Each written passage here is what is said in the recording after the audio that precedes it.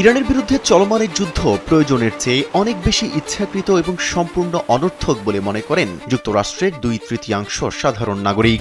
CBS news ও ইউগভের পরিচালিত একটি জরিপে এই সুস্পষ্ট তথ্য উঠে এসেছে।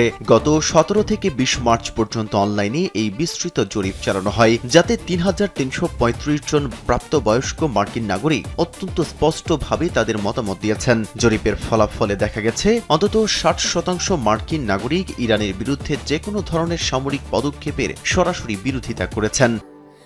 স্যান্ডেলিনা সো, রূপচর্চায় আভিজাত্য, যা মাসের শুরুতে ছিল 56%। অর্থাৎ সংখ্যাত যতই গড়াচ্ছে, আমেরিকানদের মাঝে এই যুদ্ধের বিরোধিতা ততই জোরালোভাবে বাড়ছে। জরিপে আরও দেখা যায় প্রায় 68% মানুষ মনে করেন যে ট্রাম্প প্রশাসন এই ধ্বংসাত্মক যুদ্ধের প্রকৃত লক্ষ্য ও উদ্দেশ্য জনগণের কাছে স্পষ্টভাবে বোঝাতে চরমভাবে ব্যর্থ হয়েছে, এবং 57% উত্তরদাতা গভীরভাবে উদ্বিগ্ন যে এই যুদ্ধ আমেরিকার জন্য খুব খারাপ দিকে যাচ্ছে।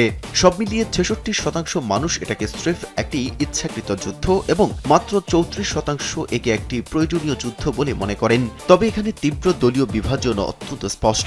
92% ডেমোক্রেট ও 73% স্বতন্ত্র ভোটার এটাকে সম্পূর্ণ ইচ্ছাকৃত যুদ্ধ মনে করলেও 67% রিপাবলিকান এই যুদ্ধটিকে জাতীয় নিরাপত্তার স্বার্থে প্রয়োজনীয় বলে মনে করেন।